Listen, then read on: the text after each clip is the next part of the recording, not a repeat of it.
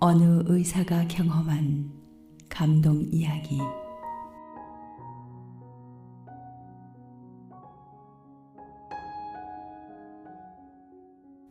지금으로부터 15년 전, 내가 진주에서 인턴으로 근무할 때의 이야기이다. 공사장에서 추락사고로 뇌를 다친 26살의 한 젊은이가 새벽에 응급실로 실려왔다. 이미 그의 얼굴과 머리는 심하게 손상되어 원래의 모습을 전혀 알아볼 수 없었고 의식은 완전히 잃은 후였다. 서둘러 최대한의 응급조치를 했으나 살 가망은 거의 없을 것 같았다. 이미 식물인간이 된 상태나 마찬가지인 그가 호흡기를 달고 중환자실에 누워있는 그날 아침, 나는 착잡한 심정으로 그를 지켜보았다. 심전도를 체크하는 기계 쪽으로 시선을 돌리는 순간 나의 가슴은 무겁게 가라앉았다. 규칙적이고도 정상적인 심장 박동을 나타내던 심전도 곡선이 갑자기 웨이브 파동으로 바뀌었던 것이다. 힘차고 반복적인 정상적인 인간의 심장 박동에서 점차 약해지며 그 힘을 잃어가고 있음을 나타내고 있었으며 그것은 곧 죽음이 가까이 옴을 의미했다. 보통 이러한 심전도의 곡선이 나타난 이후 10분 이상을 살아있는 이는 나는 본 적이 없었다. 그의 운명이 목전에 다가왔음을 느낀 나는 중환자실을 나와서 기다리고 있는 가족들에게 환자가 운명할 때가 되었으니 와서 임종을 지켜보라고 일렀다. 이미 가족들은 환자에 대한 어떠한 조치도 포기한 채 그의 죽음을 기정사실로 받아들이고 있었던 상황이었다. 젊은이의 부모님과 일가 친척인 듯한 몇몇 사람들이 슬피 울며 이미 시체나 다름없이 누워있는 그에게 마지막 작별을 고하는 모습을 보며 나는 무거운 마음으로 중환자실을 나왔다. 간호사에게는 심전도 파동이 멈추면 곧바로 영안실로 옮기라고 일러두었다. 다른 환자를 보고 잠시 후 다시 그 중환자실을 지나치면서 나는 깜짝 놀라지 않을 수 없었다. 1시간이 지난 아직도 그의 심장 박동이 느린 웨이브 파동 심전도를 그리면서 살아있는 것이었다. 이런 경우를 나는 그 이전에도 그 이후에도 본 적이 없었다. 정말 신기하게 생각되어지면서 쉽게 믿을 수가 없었다.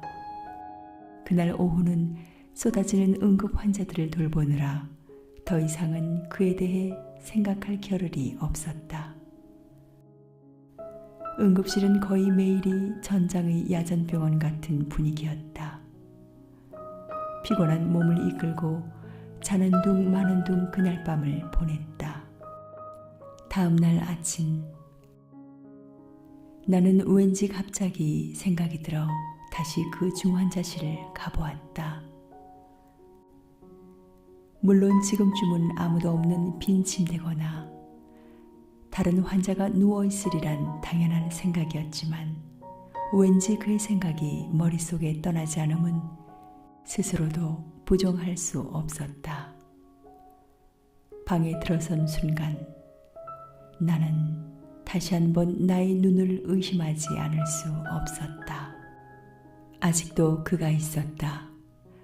더없이 나약하지만 끊이지 않는 심전도 곡선을 그리며 그의 영혼은 아직 몸을 떠나지 않고 있었던 것이다. 그것을 본 나는 무언가를 느꼈다.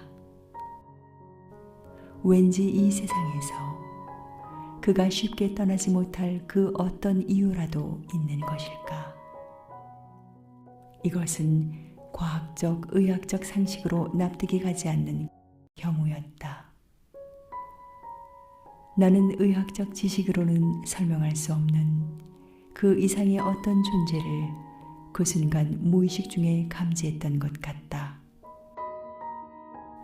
하루가 다시 그렇게 지나고 그의 심전도가 웨이브 파동을 그린 지 장장 이틀이 지났다.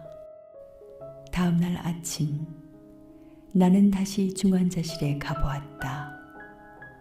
그의 신체는 죽은 것과 다름없었지만 영혼은 어떠한 이유인지는 몰라도 아직까지 더없이 미약하게나마 이 세상에 오래도록 머물고 있었다.